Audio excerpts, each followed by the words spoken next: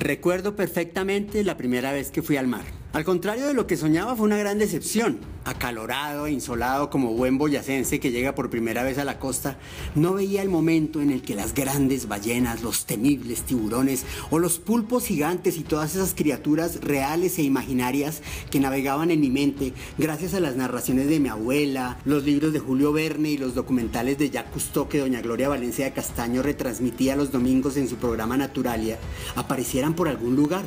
Nunca los vi. Tan solo tenía 9 años y en mi mente de niño no alcanzaba a entender que para ver el océano, así como lo mostraba el profesor Jacques Cousteau, había que hacer un curso de buceo o por lo menos saber nadar y usar un snorkel y unas aletas. Y la verdad, a mis padres el presupuesto no les daba para esos lujos. Escasamente nos dio para el almuerzo y la paleta en la playa. Pero sabía que volvería. Y por allá, hacia 1994, agarré mis ahorros y me fui para las Islas del Rosario y asomé por primera vez mis ojos hacia ese mundo acuático pero que parece sideral que vive aquí, en la Tierra. Y me di cuenta, en vivo y en directo, que era aún más fantástico y espectacular que la imaginación de Julio Verne o las películas de Cousteau.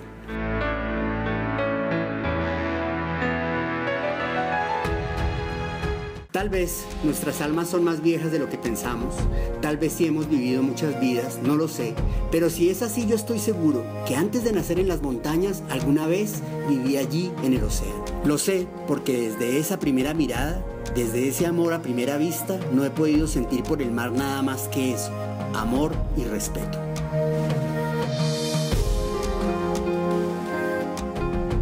Pero como todos los grandes amores, los verdaderos, rápidamente también llegaron las penas, los dolores y las fracturas del corazón. Porque, aunque han pasado más de 25 años después de ese primer encuentro, ya desde ese entonces los científicos advertían el peligro en el que el mar estaba, de que a pesar de su apariencia infinita e inagotable, de su generosidad e imponencia y de su increíble fuerza destructora y creadora, la vida en su interior era delicada y frágil, como es la vida en todas partes, y que si no la cuidábamos, la podríamos perder. Eso fue, como les dije, hace más de 25 años. Entonces la población de la Tierra apenas llegaba a los 7.000 millones de habitantes. Hoy somos más de 8.000 millones. Hoy sabemos que cada año llegan al océano más de 8 millones de toneladas de plástico y que durante los últimos 10 años hemos producido y desechado más plásticos que durante el último siglo.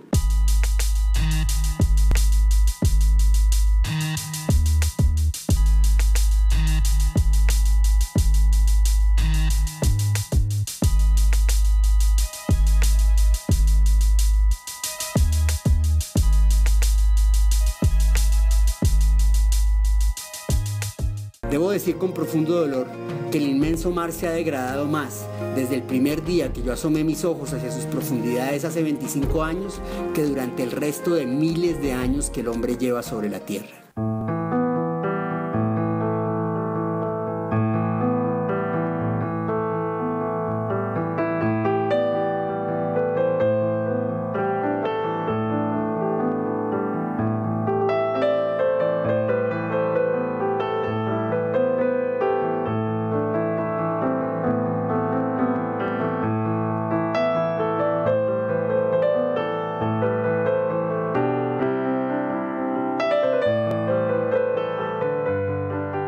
Si hay una criatura que ha cautivado mi imaginación desde que tengo uso de razón, es la ballena. Sí, la ballena bíblica que salvó a Jonás, o la ballena vengativa y monstruosa de la novela de Moby Dick, decidida a vengarse de los hombres que habían intentado matarla. Y si las ballenas, además de compartir con nosotros el hecho de ser mamíferos, tuvieran algo de nuestra mala sangre, seguramente la historia estaría llena de ballenas como Moby Dick buscando venganza.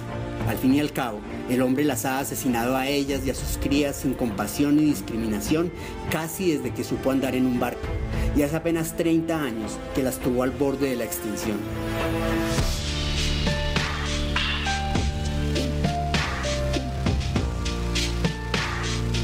Mis primeros recuerdos de imágenes reales de ballenas eran en su mayoría de documentales que mostraban esa terrible carnicería en los mares.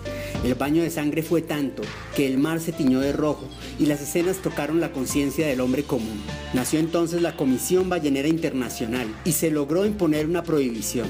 Desde 1982 se suspendió la cacería comercial de ballenas. Las especies se han podido recuperar un poco, aunque países como Japón e Islandia, ¿quién lo creyera, tan civilizados ellos?, siguen la matanza bajo la excusa de cuotas científicas o de prácticas tradicionales. El hombre es muy eficiente para matar y lo hace de muchas maneras. Estas imágenes que vamos a ver no son en Islandia o en Japón, son en la bahía de Tribugá, en el Pacífico colombiano.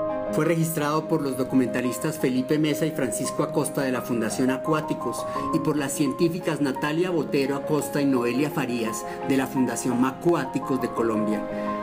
Y es tal vez lo más triste que les ha tocado ver durante sus carreras. Cuando nosotros estábamos haciendo avistamiento de ballenas para el documental, pues vimos una ballena a lo lejos. Cuando nos acercamos, ella sacó el lomo y luego de sacar el lomo, estábamos esperando ver la cola y vimos una ballena mutilada, algo que nunca en la vida se nos va a olvidar. Qué tristeza y qué sensación de impotencia. Además, ¿qué podían hacer estos documentalistas y científicos por una criatura de esas dimensiones mutilada de semejante manera? Acompañarla un poco en su agonía, no estresarla más, pero sobre todo, dejar el registro y el testimonio, pensando en que esto tal vez ayude a que algo así no vuelva a suceder. Pero ¿qué o quién tendría el poder, la fuerza y la falta de conciencia para herir de una manera así a una ballena jorobada? El 19 de agosto del presente año, personal del Ecohotel Punta Brava nos reportó un animal que estaba enmayado en su cola. Luego, el 23 de agosto, estábamos haciendo nuestro monitoreo normal y vimos una ballena respirando. La monitoreamos por 30 minutos, se tomaron registros fotográficos y fílmicos. Estábamos en presencia de dos documentalistas que también pues trataron de hacer tomas subacuáticas y después de los 30 minutos nos retiramos, puesto que la idea no era estresarla aún más. Y tratamos de hacer las fotos y videos posibles que logramos, sobre todo para mostrar cómo lo que habíamos encontrado y tratar de mirar qué había podido causar esa mutilación en la ballena y alertar un poco sobre lo que puede estar pasando en uno de los sitios que se caracteriza por ser una de las cunas de las ballenas jorobadas en el mundo. Es muy triste estar viendo eso en un lugar que es tan biodiverso, donde el turismo prácticamente está viviendo de la temporada de ballenas, donde toda la comunidad se beneficia y algunos pescadores irresponsables que al parecer no son ahí de esa localidad están dejando estas grandes mallas donde pues caen todos estos peces gigantes y ballenas, delfines, tortugas, tiburones, cualquier tipo de grandes mamíferos ahí pueden caer y morir. Entonces sí, pues lastimosamente esto está pasando todos los años.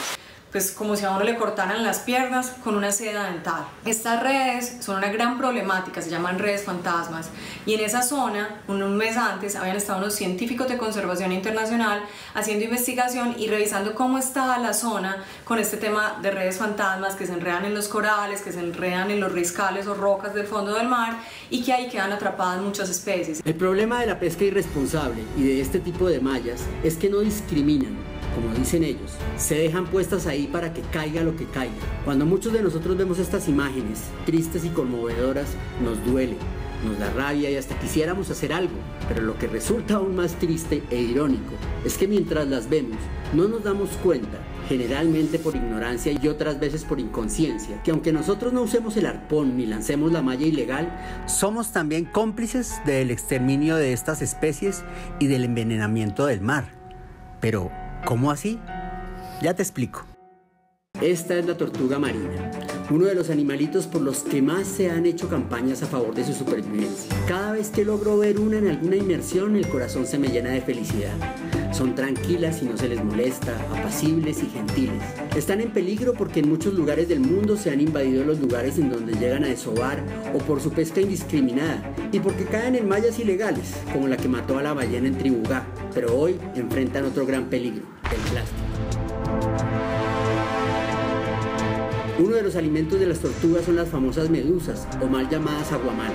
Una medusa nadando en el mar, si te das cuenta, se te puede parecer mucho a esto. Pero, ¿qué es eso tan raro en el mar? Pues una bolsa plástica. Muchas tortugas se tragan las bolsas confundiéndolas con las medusas. Su organismo no logra procesar el plástico, se hinchan, se llenan de gases y generalmente mueren.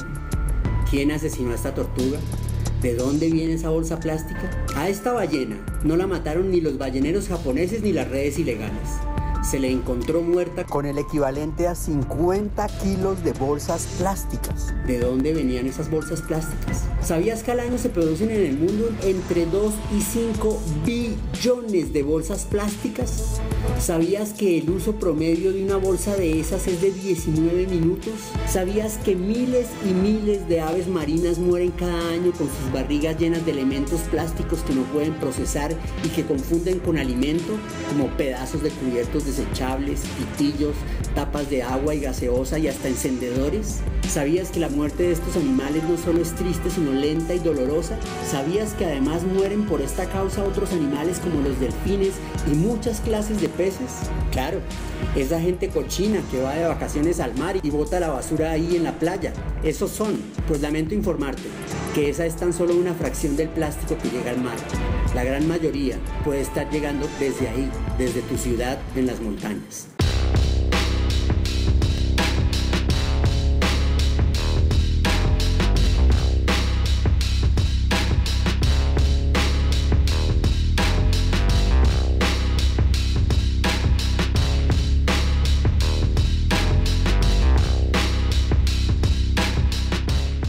Él es don Clemente Estecillo Cayón. Tiene 85 años y 48 de haber llegado a esta playa a pescar.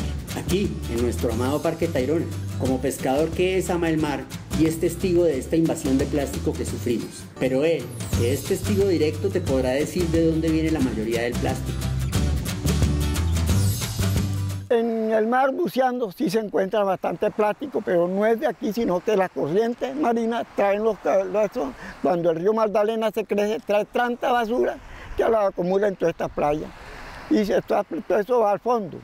Aquí se ha hecho bastante recogida de sucio en el mar, aquí cuando ha habido las limpiezas. ¿Sabías que desde 1950 hemos producido 8.3 mil millones de toneladas de plástico? ¿Sabías que de todas esas miles de toneladas solo se ha reciclado el 9%? ¿Sabías que cada minuto se comercializan en el mundo 1 millón de PETs plásticos, estas botellitas con las que consumimos aguas, gaseosas, jugos, etcétera? ¿Sabías que solo en Estados Unidos se fabrican 500 millones de pitillos al día? Ahora, ¿de dónde crees que pudieron venir las bolsas que asesinaron a la tortuga y a la ballena, o los pitillos, o los encendedores, etcétera?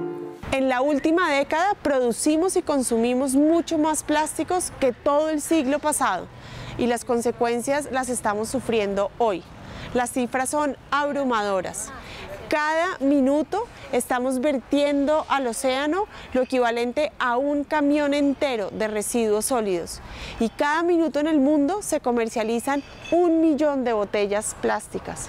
Esta marea de plástico no le preocupa a muchos porque no le está cayendo directamente en la cabeza, porque está lejos. Y a otros porque por falta de campañas de educación y prevención les ha tocado aprender a vivir con ella. Esta es la Ciénaga Grande de Santa Marta. La ciénaga y los manglares son algunos de los ecosistemas más importantes para la vida marina. Estos son los árboles de mangle y este es un manglar. Es uno de los ecosistemas más importantes para la vida marina y para la economía de los pescadores, porque en las raíces de estos árboles muchas especies marinas vienen a poner sus huevos, y cuando los pequeños alevinos alcanzan un tamaño que les permita sobrevivir afuera, salen. Acá en la Ciénaga Grande sufre un fuerte impacto ambiental, y una de las cosas que definitivamente son más evidentes en el impacto que sufre el ecosistema es el plástico, por su dificultad de degradación y porque hoy en día casi todos los desechos son de plástico. Inclusive algunas veces la gente les intenta encontrar otros usos. Yo me imagino que estos eran como unas boyas, pero obviamente no están hechas para eso y rápidamente pasan a ser elementos contaminantes que todavía no sabemos qué tanto impacto tienen en el nacimiento y el crecimiento de los alevinos en esta zona. Entre más mira uno hacia las raíces del mangle, más se da cuenta que lo que más impacta el lugar es el plástico y es lo que más permanece. Y nos deja ver que esta invasión que estamos midiendo en niveles de 8 millones de toneladas al año de plástico que caen en el océano, pues es más que evidente. Ah, bueno, pero es que en las orillas de la Ciénaga hay muchos barrios populares y seguramente toda esa gente bota todo ese plástico ahí. Sí, tal vez aquí hay un problema focalizado. Tal vez hace rato que las autoridades deberían haber hecho algo para que los niños de este lugar no jueguen y crezcan en esta playa sintética, por llamarla de alguna manera. Pero si crees que todo este plástico está aquí es porque ellos lo dejaron ahí, tal vez deberíamos empezar a preguntarnos si este plástico no sigue ahí simplemente porque es que una bolsa plástica puede demorarse 55 años en degradarse y una botella, un PET, 500 años, y hay plásticos que nunca se van a biodegradar. Para que me entiendas mejor, te voy a cambiar el escenario. Salgamos de la sobrepoblada Ciénaga y vámonos muchos kilómetros arriba para la solitaria y hermosa Guajira. Estoy en algún lugar de la Guajira, el mar no podría ser más hermoso, el lugar es absolutamente tranquilo, esa tranquilidad que uno añora en los grandes centros urbanos de consumo. Y sin embargo hasta aquí es increíble, llega esa invasión silenciosa de plásticos que se está tomando los océanos. Esta bolsa que acabo de encontrar es la típica bolsa que se comería una tortuga o un delfín que después encontraríamos muertos. Pero esto es solo una parte del problema. PETs plásticos, cada vez más pequeños. Uno así para miserables 250 mililitros de contenido. Y bueno, ustedes escojan. El problema más grave es que el 56% de los plásticos que consumimos son plásticos de un solo uso. Son plásticos que duran unos cuantos segundos en nuestras manos, pero más de 300 años contaminando el planeta. Estamos inundados de pitillos, vasos, platos, envases de plástico y otros empaques que podríamos dejar de utilizar ya mismo si lleváramos con nosotros nuestro jarro para el café, nuestro pocillo y nuestra botella de agua. Cuando le dicen a uno que contribuir con el medio ambiente es, por ejemplo, no usar los pitillos, pues yo tengo amigos que me dicen, ay, pero es que un pitillo, no, es que con un pitillo no vamos a cambiar el mundo. Pero esa manera de pensar es la que nos tiene un poco jodidos, ¿no? Si nos ponemos a pensar a escala, pues a ver, en Colombia somos más de 50 millones de habitantes y cada uno de nosotros consume 28 kilogramos de plástico al año. Multipliquen, eso es una cantidad. Pero lo más triste es que la mitad de ese plástico en realidad no lo necesitamos para nada. Podríamos dejar de utilizarlo mañana mismo. Nos volvimos una especie perezosa, no lavamos una cuchara, no lavamos un plato, todo tiene que ser desechable y botarlo. No sabemos o no pensamos o no nos damos cuenta o no nos queremos dar cuenta que cualquier pedazo de plástico consumido en la ciudad puede venir a parar al mar, a este rincón paradisíaco en La Guajira donde uno no se imaginaría que caminando por la playa usted tenga que dar con los benditos pitillos, con las cucharas, ¿no? Ahora es como un símbolo de estatus que le envuelvan a uno hasta una papa, ¿no? El plástico, el plástico, el plástico. Y somos tan idiotas que no nos damos cuenta que no estamos pagando ni siquiera por la papa, sino por el plástico en la que nos lo envuelven. Pero volvamos a las ballenas. A través de ellas y su alimento tal vez podamos entender el que podría ser el lado más oscuro y peligroso de este problema. Creo que este fue uno de los momentos más felices de mi vida. Mientras trataba de documentarlas, en el 2015, en la isla de Tonga, una ballena jorobada y su pequeño ballenato nadaban hacia mí. El pequeño se acercó para mirarme con curiosidad. Sorprendido y maravillado por un momento pensé que nadie me creería lo cerca que estaba de ellas, así que volteé la cámara para quedar en el mismo cuadro con el pequeño, y mientras tanto, en segundos, la mamá de más de 20 toneladas se puso debajo de mí. Panza arriba y con absoluta delicadeza me tocó.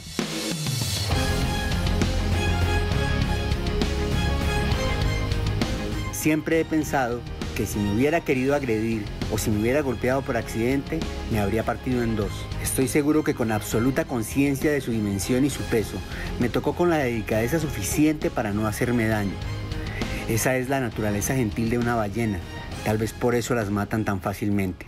Esa es también la naturaleza de la mantarraya gigante o de la mantarraya diablo, de los que muchos tienen la idea equivocada de que son peligrosas, o del gran tiburón ballena, el más madre de todos los tiburones, el pez más grande del océano que alcanza los 15 metros de longitud, un tiburón tan noble e inofensivo que ni siquiera tiene dientes. Estos tres colosos tienen algo en común: son animales filtradores. Se alimentan de plancton en el caso de las mantas y el tiburón ballena, o del krill en el caso de las ballenas jorobadas. El plancton está compuesto por una cantidad de organismos diminutos, muchos de ellos microscópicos. Cuando prendes la linterna de noche debajo del agua y las mantas se están alimentando, lo puedes ver. El krill, por su parte, es una especie de crustáceo diminuto, como del tamaño de pequeñísimos insectos. La manera de alimentarse de las ballenas, las mantas, los tiburones ballena y otros animales filtradores es dejar que grandes cantidades de agua entren en su boca para atrapar el krill o el plancton, y así se alimentan. Pero no solo estos gigantes se alimentan de estos organismos, también lo hacen los camarones que tanto te gustan, los langostinos y muchas especies de peces, de esos que nos fascinan, preparados a la plancha, en ceviche o en sushi, todas esas delicias que nos da el mar. El problema es que desde los grandes filtradores hasta los pequeños camarones se están intoxicando con micropartículas de plástico que confunden con su alimento. Sí, después de que esas bolsas, esos PETs o esos pitillos llevan demasiado tiempo expuestos al agua salada y al sol, empiezan a partirse en diminutas partículas. En nuestros océanos flotan más de 5 millones de partículas de microplástico. Hay lugares en el mundo en que hay más microplástico que plancton y con él se están intoxicando la ballena, la manta, el tiburón, pero también los camarones y muchas especies de peces y crustáceos para el consumo humano. Sí, nos estamos comiendo nuestro propio plástico y el problema es que el microplástico por su tamaño se impregna muy fácilmente de toxinas. Estas imágenes las grabé en un rincón de uno de nuestros parques nacionales naturales marinos, un lugar donde está prohibida la pesca y el turismo es controlado, un lugar que uno se imaginaría prístino e intacto. Sin embargo, no solo pueden ver ustedes los PETs y las bolsas en el fondo, sino que en algunos lugares en la superficie, donde la corriente empuja los desechos, se ve el plástico degradándose y convirtiéndose en micropartículas. Ah, qué casualidad, también me encontré esto. ¿De casualidad es tuyo?